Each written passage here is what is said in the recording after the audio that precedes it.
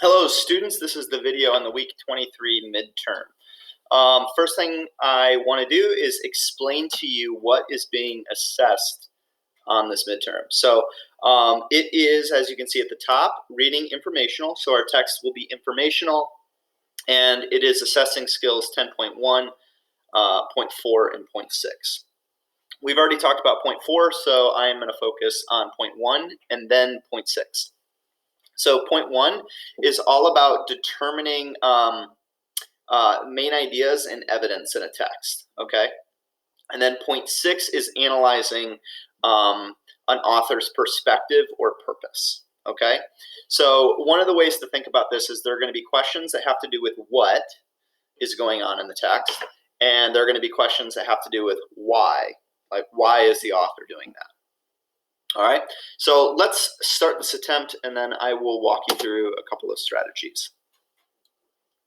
So as I mentioned in the previous video, the very first thing that you are going to do is you are going to read and annotate for the main ideas. That's going to be especially important for 10.1. If you understand the main points that are being made in the text, then you won't have any problem with those questions because you will have already identified what the main ideas are. The way that we track those things are through annotations, through highlighting in this case, okay?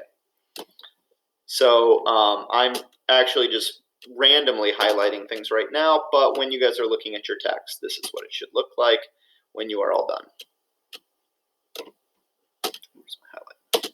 All right, so let's take a look at a couple of the question stems, and we're going to be asking ourselves whether it is a what or a how question. Looks like question number 1 is about words in context, which we've already talked about. So it's question 2. So it's 3. Okay, so this is which statement would the author most likely agree with? So this is definitely a 0.6. It is not what is in the text. So it's actually asking you what you believe that the author would most likely agree with. So if you are going back to the text and trying to find an example of the author saying exactly what you see in your options, you won't find it. So a 0.6, you need to have a general sense of what the author's perspective is and what they're trying to accomplish, and then it's going to ask you which of them would they most likely agree with. None of these examples are in the test. So the first thing you guys will do is you will eliminate the choices that you know are wrong.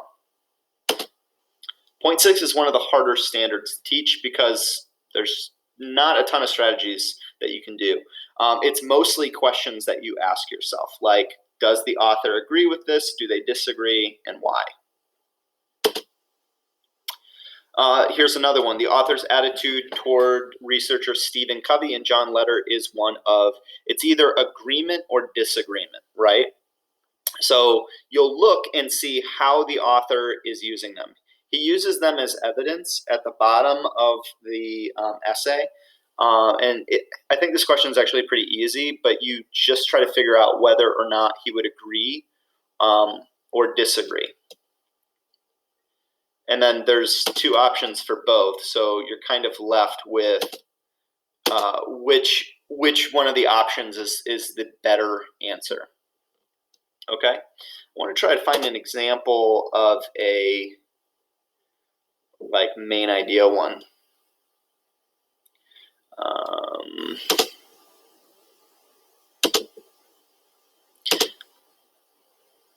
So the passage suggests that one of the original purposes of the weekend was to, this is a main idea one. So these options you can find in the text, right?